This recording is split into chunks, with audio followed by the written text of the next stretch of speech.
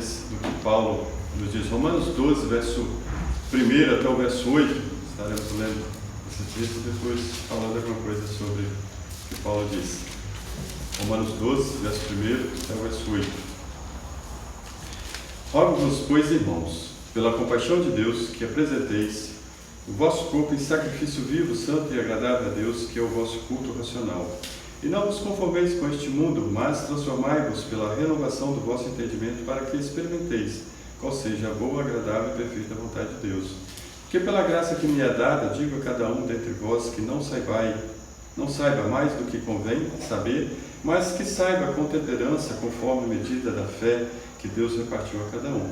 Porque assim como em um corpo temos muitos membros, e nem todos os membros têm a mesma operação, assim nós, que somos muitos, somos um só corpo em Cristo, mas individualmente somos membros uns dos outros, de modo que, tendo diferentes dons, segundo a graça que nos é dada, se é profecia, seja ela segundo a medida da fé, se é ministério, seja em ministrar, se é ensinar, haja dedicação no ensino, ou o que exorta, use esse dom em exortar, o que reparte, faça com liberalidade, o que preside com cuidado, o que exercita misericórdia com alegria. Amém? Amém. Irmãos, a gente vai falar um pouco, não vamos estender muito, mas esse texto é um texto que eu pelo menos gosto muito de ler ele, e fala muito, né, sobre a vida cristã, até porque toda a Bíblia, né, fala da vida cristã, da vida espiritual, mas existem alguns textos, algumas palavras que parece que ele fala mais profundamente dentro daquilo que é a nossa alma, o nosso modo de viver, é a nossa integridade, né, o nosso interior, aquilo que não está representado no que os homens veem, mas naquilo que Deus vê em nós, porque há uma grande diferença naquilo que os homens veem e o que Deus vê, porque nem tudo aquilo que os homens veem é realmente o que é, mas aquilo que Deus vê realmente é o que é. Né? E às vezes até mesmo a gente se engana conosco mesmo em algumas situações, porque às vezes eu acho que aquela verdade que eu digo, ela é absoluta, e nem sempre é absoluta, às vezes ela pode ser relativa, mas a palavra de Deus, ela é absoluta. E nós, quando nós cantamos o hino, né, cantamos o primeiro hino e o último, né, do trabalho aqui, foi só um, mas a gente vê na letra do hino sobre paz interior, né?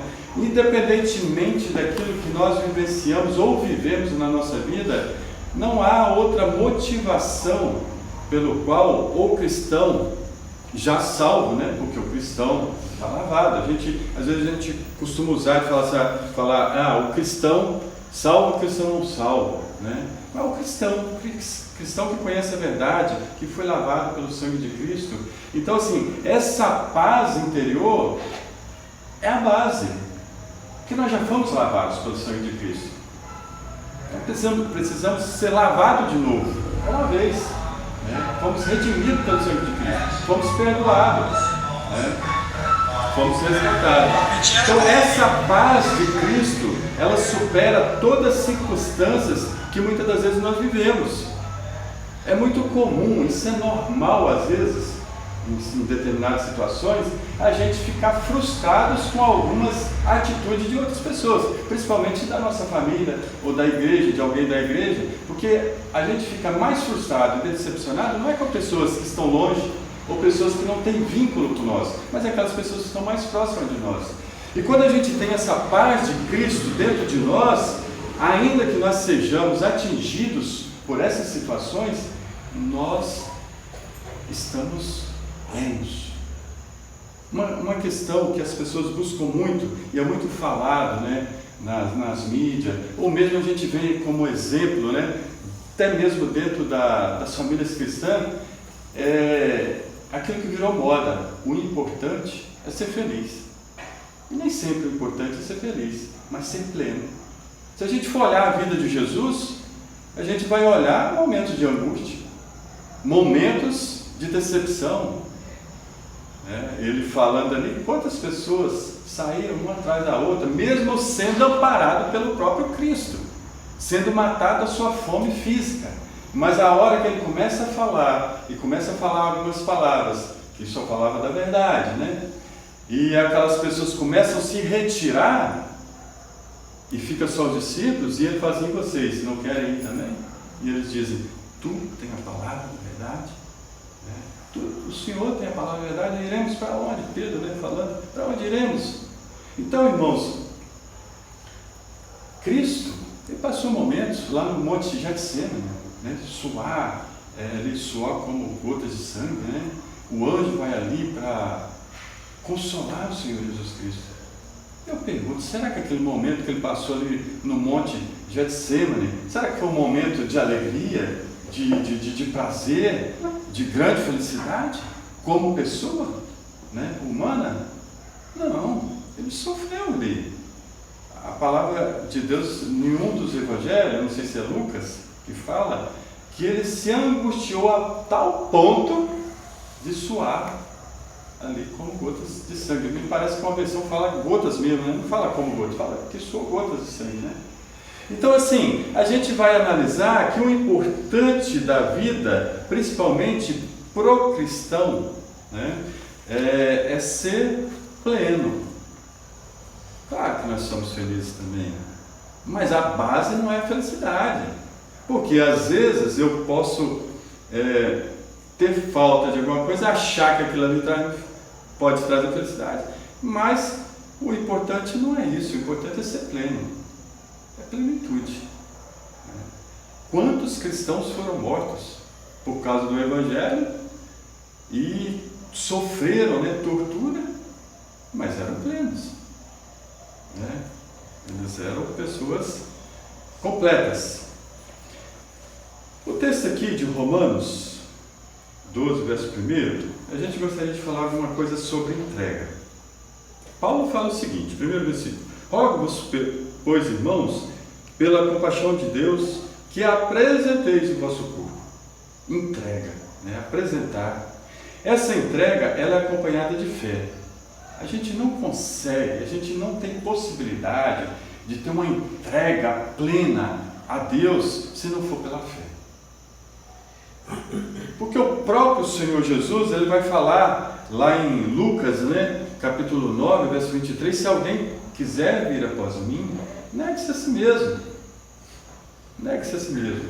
E é através da fé. Porque como que eu vou negar a si mesmo, me entregar a Deus sem eu ter fé nele? Não tem como, Pelo contrário, eu posso me afastar, por falta dessa fé, distanciar. E quando a gente vê uma questão de entrega e de fé, a gente vai lá para Gênesis capítulo 22, verso 2, que Deus pede a Abraão, seu filho Isaque, para oferecer em sacrifício a Deus. Abraão não questionou, não indagou Deus. Para que isso? Isso não faz sentido. Não, Abraão, ele se prontificou inteiramente a fazer o que Deus mandou. Deus estava ali, não é nem testando, é uma sombra do que viria, a sombra de como, do sacrifício, a sombra do sacrifício de Cristo. E a segunda ponto, quando fala logo em seguida, que nós lemos, que apresenteis o vosso corpo em sacrifício. Qual é o limite da nossa disposição? Criamos limite. Eu faço, mas se for do meu jeito. Eu só vou fazer isso se o irmão fulano também for. Se for para mim sozinho, eu não vou. Fazer tudo sozinho. Ou às vezes a gente não se sacrifica aquilo que é algo individual de nós. E a gente não põe a nossa vontade à disposição do sacrifício coletivo de outras pessoas. A gente muitas das vezes só coloca em pauta o sacrifício quando ele vai dar um retorno para nós, individualmente. Mas coletivamente esse sacrifício ele perde muitas das vezes o sentido dele, a significância dele, quando a gente começa a pensar em nós mesmos. E aqui Paulo fala assim, em sacrifício, aí ele vai falando, no no mesmo verso primeiro, que é o terceiro ponto que a gente destaca, que é a integridade, né? Sacrifício vivo, santo, agradável a Deus, que é o vosso culto racional. Isso é a vida plena, né? Que nós já tínhamos falado. João capítulo 4, verso 23, é as palavras do Senhor Jesus. Se os irmãos quiserem conferir, mas que o Senhor Jesus falando, né? Que a minha comida é fazer a vontade do meu Pai, independentemente do que eu vou sofrer. E aí a gente voltando para o segundo ponto, né, que nós colocamos aqui, a disposição em sacrificar a nós mesmos. Até que limite, até que ponto nós estamos dispostos a nos sacrificar em prol de uma situação que é para a glória de Deus. O objetivo final, o resultado final é a glorificação do nome de Deus, e não a nossa. Não a nossa.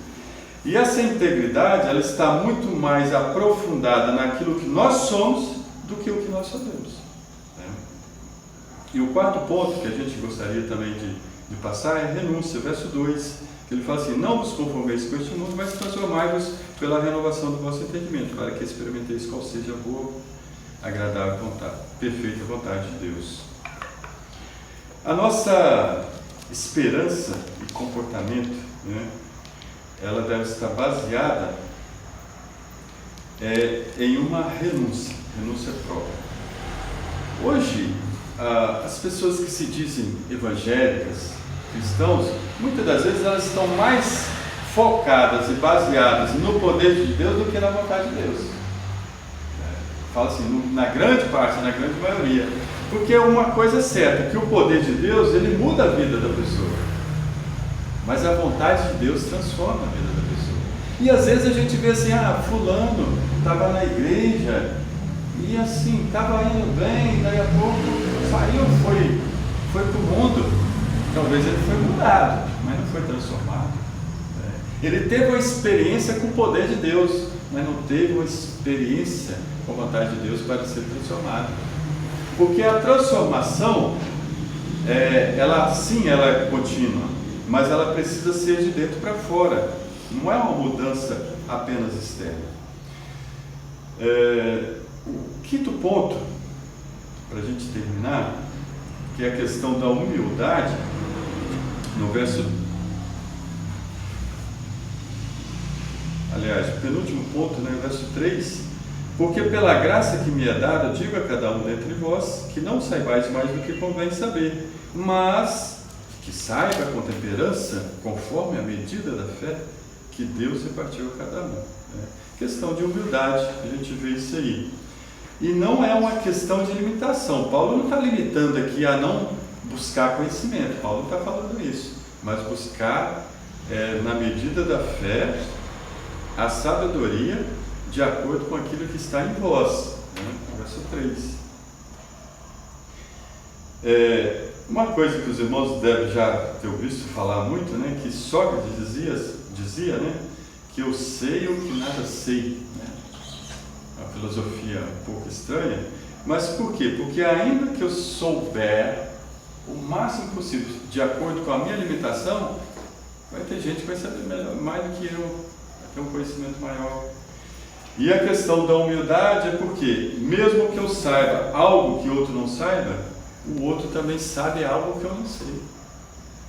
Então eu não sou superior a ninguém, pelo contrário, eu tenho que considerar o outro superior a mim, é o que Paulo fala, né? Numa das suas palavras.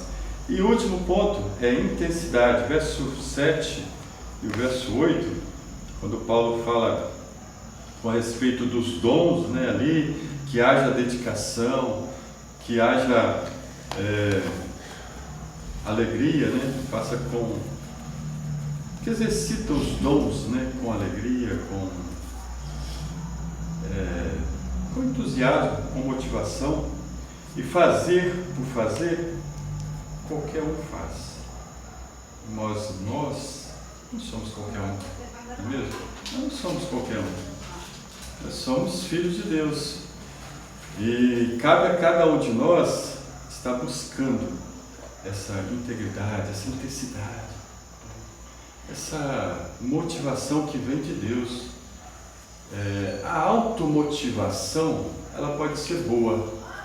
A gente vai lá para o YouTube, né, galera? Olha lá uns vídeos motivacionais, é muito bom, não é ruim, aquilo ali não é veneno, mas não é a fórmula permanente. Você vê um vídeo motivacional hoje, talvez até à tarde ele ainda está fazendo um efeito, mas a hora ele acaba, né? É que nem um anador para dor de cabeça. Você tomou a dor de cabeça alivia ali, daqui a pouco está doendo de novo.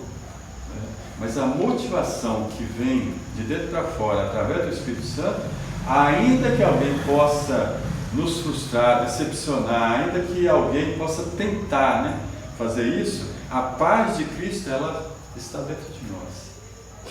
Ela não é retirada.